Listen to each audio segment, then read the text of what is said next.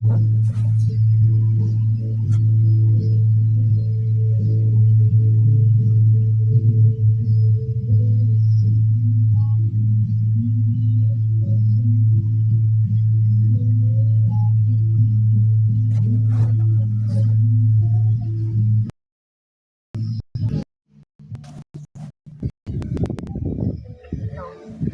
po, ma'am. Narinig mo ako? Yes po.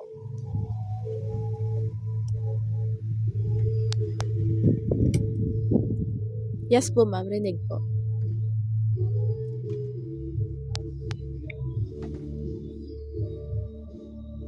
Okay. So, tapos yung data ninyo, yung pinasa ninyo sa demographic profile. Ano kasi siya? Yung aso. Ano sa pre-breakup living situation, ang ginawa ninyo kasi yes or no. Which is sinabi ko sa inyo, kailangan 1, 2, 3. So, ang gawin mo, may tatlo kayo dito, yung common law Yes po. marriage. Tama? Yes po. Common law marriage, tapos long distance, tapos married. Pumunta ka dun sa Excel na sinend mo sa akin. Na-edit, ano ko na ngayon. Wait lang po, ma'am. Ang gawin mo, yung common law marriage niya, gawin mo ay 1. Yung long distance niya ay married ay 3. So, ang ginawa ko kasi yung respondent 1 hanggang respondent 3. Sabihin natin na male. Yun na yung maging narrative nyo Kasi sobrang gulo nung ano nyo Naiintindihan mo ba? Yung bali po yung ano, 'di ba po 3 yung sa amin. So bali kung parang ano po numerical po siya, no? Tama po ba?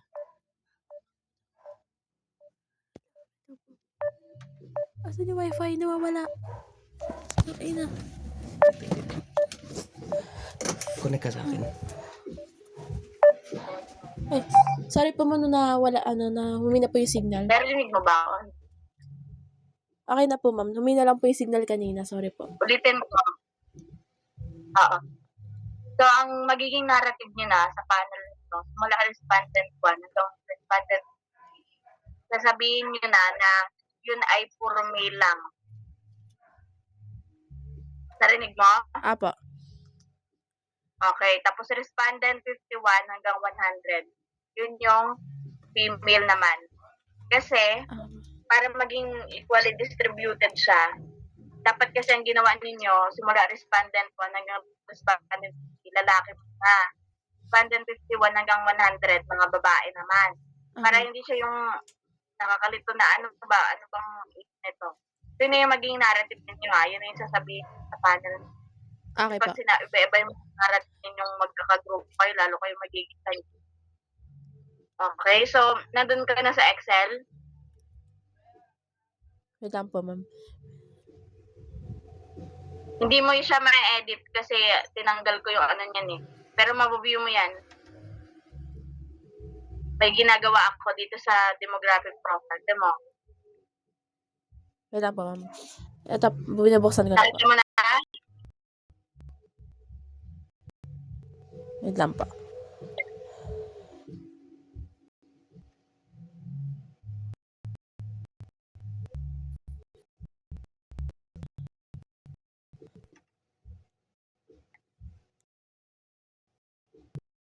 Okay na po.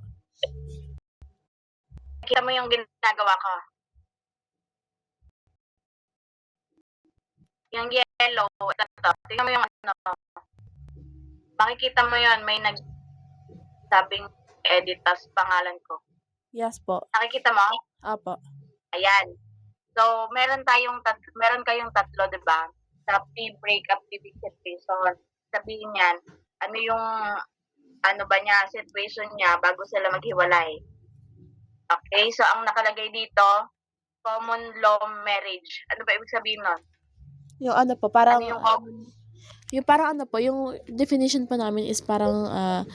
ang turingan po nila is parang sila, mag-asawa, pero not literally kasal po sila, parang ganun po. Hindi siya common law marriage, ang tawag dito ay cohabiting. Yung nagsasama, yung live-in. Yun ba yung tinutukoy mo dito? Hindi po, hindi po, parang ano po, yung sa ano po, yung sa yung, wala po, yung ano po, parang mag-asawa po yung turingan nila, pero not literally, kasal po sila by law. Na ulit, mag-asawa sila, nagtuturing ng mag-asawa, pero hindi kasal. Apo, hindi kasal by law, mga ganun po. Live-in nga ang tawag doon, cohabiting or cohabitation. Pero Yes, kailangan meron kayong literature na nagsasabing ganun to yes kasi po. kapag binasa mo kasi siya, parang ang ano kasi niya, ano siya, parang married pa rin siya. Pero kailangan ma-defend nyo to Alam Yes nyo po, naman ma'am. yung mga panel. Tapos, meron kayong common law marriage, tapos long distance marriage. So, ang gagawin ninyo, uulitin mo to, itong pag-ano. Diba nakalagay sa inyo, common law marriage sa Respondent 1 ay no, long distance is 2, married is no. Ang gagawin ninyo, dahil si Respondent 1 nag-yes siya sa long distance, ibig sabihin ang numerical interpretation niya ay 2. So, katulad nito, i-edit ko yan. 2, 2, tapos ito kasi dahil common law marriage natin ay 1, 1, 1, tapos 2, 2, 2, 2. Basta yung yes ang dun ka magbe-base. Ha? Noted po, ma'am. Oo. Tapos, bibilangin mo siya. For example, 1 to 50. Tawa. Ano ka? Wait. 1 to 50. But for example, 1 to 50, ang ilagay mo, ang common law marriage, sabihin mo ay 35. Tapos, ang long distance, sabihin mo ay 5 lang. Tapos, yung married niya, for example, sabihin mo ay 10. So, para maging equivalent to 50 ka. Okay po. Tapos, bakit naman kayo kumuha ng data ng Coordas Maimo? Wala naman siya sa SOP. Hindi nga siya ilalagay. Okay? Kasi po, Kumbaga parang, okay po. Kasi parang yung kailangan, di ba, kailangan po balance na yun po inisip namin, kaya oo, nilagay. pero hindi nyo siya ilalagay dito sa papa-stat sa akin. Yan ay Okay po. data nyo lang kapag tinanong na, ay ilan ba ang nakalap ninyo? Diba? For example, equally distributed ba ang ginawa ninyo? Or ba 25? Dasma ba 50? Tapos imos ba 25? To make it 100? Ganon. So, dapat alam nyo rin yan. Pero hindi nyo siya ipapastat sa akin. Kasi kahit kayo, kaya nyo bilangin yan. Diba? Tapos, pagkatapos ng, ang hinahanap ko kasi dito, nasaan yung number of children before breakup? Wala kayong data nun. Okay. Nasaan? Ano po, iaano ko po ulit sa mga ka-group ko kasi ang gumawa po nito, kasi bali po nakakatoka po kami nito kami po yung nagpa-survey. Tapos si Pero Borhal meron po. kayo. Meron po, Meron yan. kayong Meron data. po. Hindi po ata nalagay Gagawin ni mo naman Borhal. ngayon, for example, ganun din isasama mo dito. So, tatanggalin mo si Black Ordas Maimo. Papalit mo si number of children before breakup. Okay po. Ang gagawin mo, halimbawa, 1, isang anak, sabi natin, 1, tapos 2, 3, 4, 5. Siguro naman, hanggang 5 lang. Wala naman sigurong 10, tapos iniwan. May ganun ba? Ewan. So, ang gagawin mo, so 1, 2, 3, 4, 5, ganun din. So, for example, isa yung anak niya bago sila maghiwalay. Ang numerical interpretation niyan, 1 ulit, or 1 din, rather. Tapos kung dalawa yung iniwan sa kanya, edi 2. Tatlo, 4, tapos 5. Ganyan. Hindi sa kasi pwedeng yes or no. Kasi hindi to checklist kapag dinadaan sa SPSS. Numerical yan. Numerical data. So, ganyan ang gagawin mo isisingit mo sa dito. Tanggalin mo si Bacordas sa iyo. Okay po. Sindihan mo ba? Yes po. Bali, tatanggalin na po di ba yung yung Tapos, bako or dasma. Tapos papalitan po siya ng nung Oo, itatanggal lang. Okay po. Number of children. Noted po. Tapos, last na demographic profile ay years of relationship before breakup. So, nakalagay dito 2 years, 3 years, 4 years. Ang gawin mo naman, dahil itong first 1 to 15 na respondents, ganun din. So, dahil naka-yes siya, nakita mo ba yung cursor ko? Siguro hindi, no? Pero, Opo. makikita mo may changes Yes yan. po. Ayan, so dahil basta pag nag-yes siya, so edi 1, ay hindi, kasi ganito ulit siya. Bibigyan kita ng para 2 years. Lang Sige lang po. 2 years, tapos 3. Kasi ito na lang yung hindi ko nasa stat. Kasi gulo-gulo ng data ninyo. 4 years. So, ang numerical interpretation niya ulit, 1, 2, 3. Yan. So, ayan ha, wait lang. Yan, para alam niyo kung anong gagawin.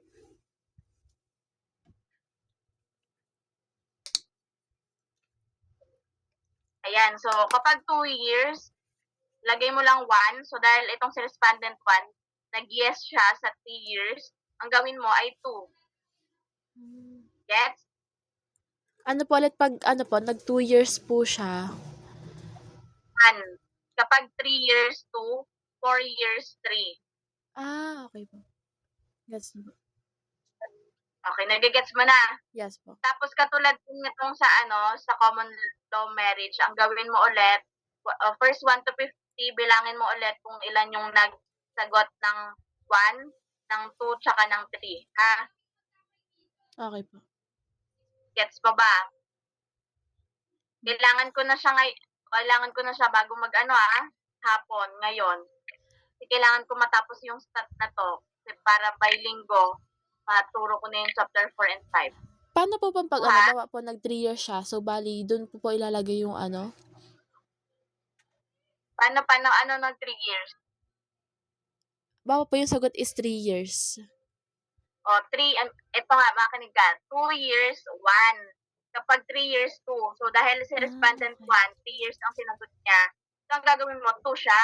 Kasi 1 to 3, nagbibigay sa'yo sa 1 to 3. Dahil 2 years si respondent 2, 1. Nag 4 years si respondent 3, edi 3. Okay po. Nagigas mo ba yung logic nito? Yes po. Naguluhan lang po kanina. Magbe-base ka dito sa ginawa ko. Tingnan mo, itong naka-highlight na yellow. Diba kung makikita mo, 2 years equivalent to 1. 3 years equivalent to 2. 4 years equivalent to 3. Katulad nitong common law marriage saka long distance saka married. The common law marriage equivalent to 1. Long distance equivalent to 2. Married equivalent to 3. Okay po. Kumbaga parang binilang mo lang siya 1 to 3. Kasi nga, hindi siya pwedeng i-run sa SPSS ng naka-yes or no. Kasi wala naman doon check na, yes, okay, no. Hindi. Okay, tapos ngayon, pagkatapos mong palitan yung mga ninyo, okay, so gagawin nyo kasi dahil si no, no naman siya sa common law marriage respondent. Ayan, example. Diba nag-no siya sa common law marriage, nakikita mo ba? Yes po. Nakikita mo ba? Dahil nag-yes naman siya sa long distance, pang ilan ba yung long distance? Diba pangalawa? So, 2. Opo. Okay. Okay, respondent 2. Nagigets mo ba? Baka mamaya kung ano ng mga ilagay mo, Okay po yung di ba po? Pag sa common law, 1 siya. Tapos long distance, 2. Married, 3. Nakuha. Opo. Saan ka nagbe-base ngayon? Sa yes or sa no?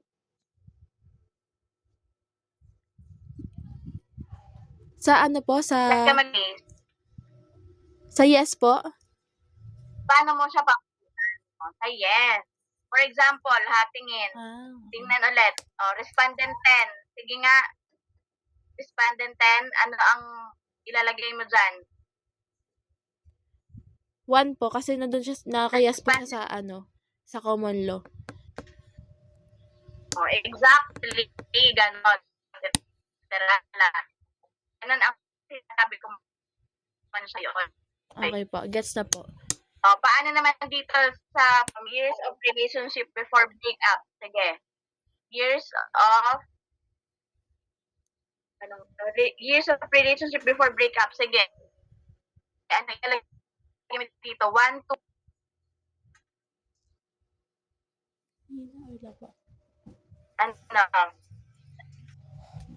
Ano po, ma'am? Sa Ulit po. respondent pa rin kayo ha, yung Okay po. naka-highlight ng yellow.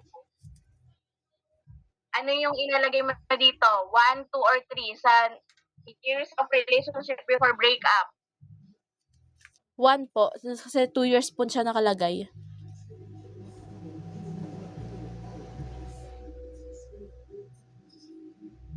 Number 10, are you sure?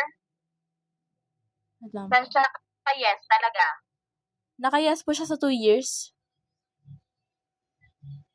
Mama. Number 1 siya. Ay, Opo, ba tayo 1. 1 po. natitingnan, literala? 1 po. Anong 1? Naka-yes nga siya sa 4 years, oh. Naka-no siya sa 2 years, saka 3 years, oh. Respondent 10, ha? Dito tayo not doon sa Baco Ordas Maimos. Baka iba yung titingnan mo. Yes po, ito po yung respondents na nakayas po siya sa 2 years. Hindi, tingnan mo. I-ano ko Tingnan sa'yo, ako. ha? Screenshot ko sa'yo. Naka-no siya. Naka-yes siya sa 4 years, oh.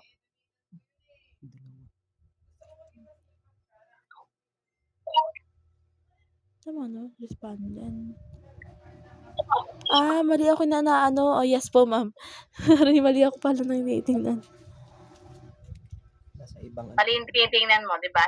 Po. Yes po, 4 years siya. So, bali 3 po ilalagay namin. Oh, yan. Sige, nakukuha mo na yung sinasabi ko. Po. Sorry, nawali lang po ng tingin. Kuha naman. Po. 4 years po, so bali 3 yung Ayan. lalagay po namin. Nagigets mo na, ha? Pupunta ba kayo sa... Yes. Pupunta ba kayo sa school ngayon? Ano po, yung iba po ata Mag-i-explore magpapasa sa kayo? amin. Wala po kaming pasok ngayon pero magpapasa po yung iba sa amin ng activity.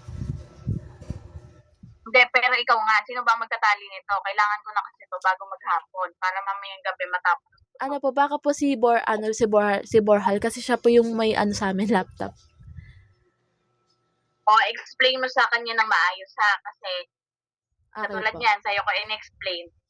Pero ni-record ko rin po yung para sure. Kailangan mamaya, ha? Ito lang. Okay po. Hapon po yung Medyo traffic ka, anak. Ay, mahina. Narinig na po ako. Paulit ako, nak. Bali, po, hapon po yung nito, no? Bali, deadline.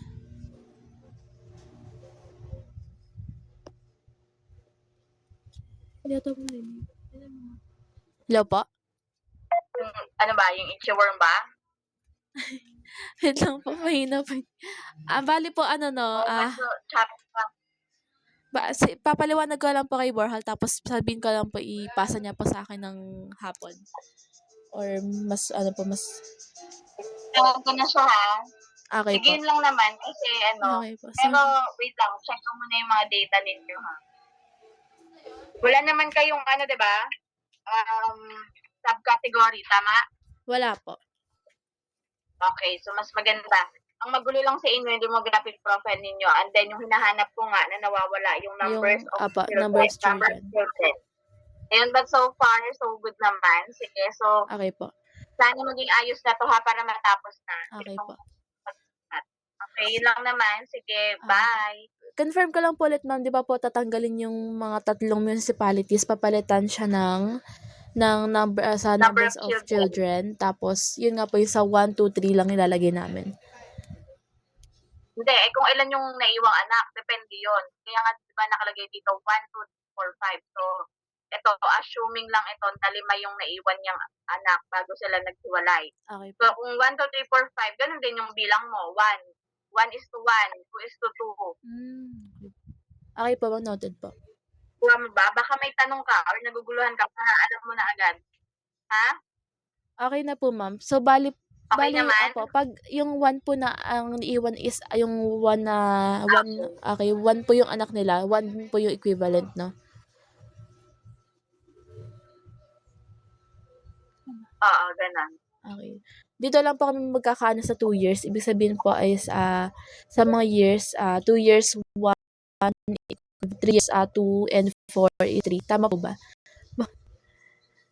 Yes. Very good. Okay po. Ayun, may tanong ka pa? Wala na po. Bali, yun na lang po talaga yung tatanggalin namin, municipalities or okay po. Oo, pero i-keep nyo pa rin yun. I-keep nyo pa rin kasi pag tinanong, katulad kayo ng sinabi mo, kung nasa criteria yon tsaka para maging equal participant, Okay po. kailangan ninyo malaman yung data nun. Kaya, huwag nyo ring, delete ninyo, wag. Okay, pero kung meron naman kayong data na yung pinasagutan, sige, all good naman. Kung wala ka ng question, sige, matulog ka, kumain ka. Okay po. Thank you po, ma'am. Bye! Thank you po. Bye.